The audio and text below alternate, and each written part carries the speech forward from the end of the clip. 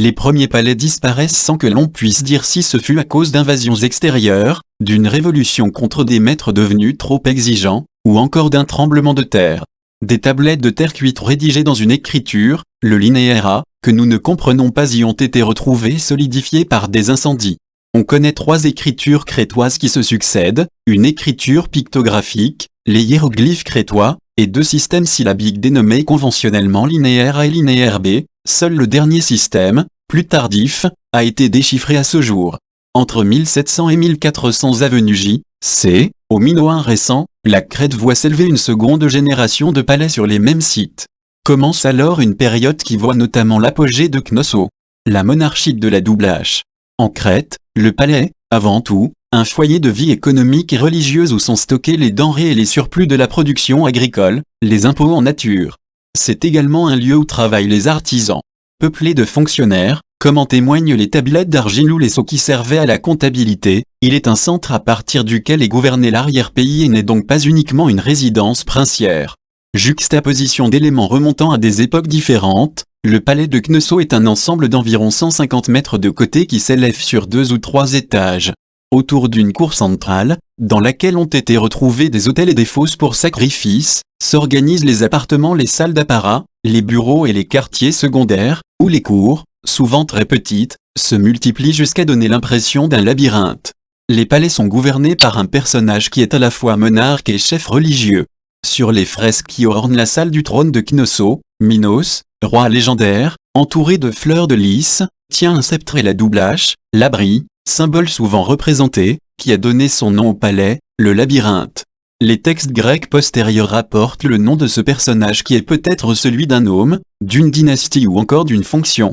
À cette époque, le maître de Knossos semble avoir dominé ses voisins de Malia et de Festo. La Crète n'est cependant pas un État unifié, peut-être s'agit-il d'une prééminence religieuse drainant offrandes et richesses, comme il en sera de même plus tard à Delphes et à Olympie. Le rayonnement de la Crète, à son apogée, va atteindre le sud de la Grèce et le Péloponnèse en particulier. Depuis le 2e millénaire, cette région est soumise à des bandes d'envahisseurs indo-européens, premier fonds de peuplement grec qui, à partir du XVIe siècle avenue J, C, fondent des établissements importants à Mycène et à Tirynthe. Ces premiers Grecs, les Achéens dont parle l'Iliade s'imprègnent de la culture minoenne, des liens de dépendance s'établissent peut-être, dont les traditions autour du roi Minos gardent le souvenir. Mais, à partir de 1450 avenue J, C, les palais sont détruits pour la seconde fois. Sir Arthur Evans, qui découvrit Knossos, attribue cette destruction aux Mycéniens. Ceux-ci, fascinés par la richesse de l'île, l'auraient envahi vers la fin du XVe siècle avant notre ère. Il est également possible qu'un gigantesque raz de marée, provoqué par l'explosion du volcan de l'île de Terra, ait détruit les établissements minoens. Leur flotte, en particulier, ait permis l'invasion par les habitants du continent. La douceur de vivre. Les vestiges de l'art minoen parvenus jusqu'à nous donnent une impression de douceur de vivre, d'harmonie et de luxe, impression partagée par les anciens. Homère, au 8e siècle avenue J, C, parlait de la Crète comme d'une île belle, grasse, bien arrosée, aux hommes nombreux à l'infini et aux 90 villes. Sur cette île montagneuse où la période de sécheresse estivale est longue, la production de céréales, blé et orge est insuffisante. En revanche, les arbres fruitiers, la vigne, l'olivier ainsi que les ruches produisent des surplus qui sont stockés. Les Crétois vivent aussi des produits de la mer, la pêche est active, de même que le murex, coquillage duquel on tire la pourpre. Les potiers fabriquent des céramiques très fines, ce qui prouve l'existence de tours à rotation rapide, travaillent le bronze, connaissent la soudure et pratiquent l'orfèvrerie et l'incrustation. Le ravitaillement en métaux, qui sont importés, de cette industrie et l'exportation des surplus agricoles s'appuient sur une flotte imposante qui domine les courants commerciaux en mer Égée. Ces échanges permettent à cette civilisation d'être déjà très urbaine et très raffinée. Sir Evans estimait à plusieurs dizaines de milliers le nombre d'habitants de Knossos. La Crète minoenne se distingue donc des autres grands États du 2e millénaire par une vie largement ouverte au commerce maritime. Grâce à sa situation géographique tournée vers Chypre et la côte asiatique, la partie orientale de l'île est la plus peuplée.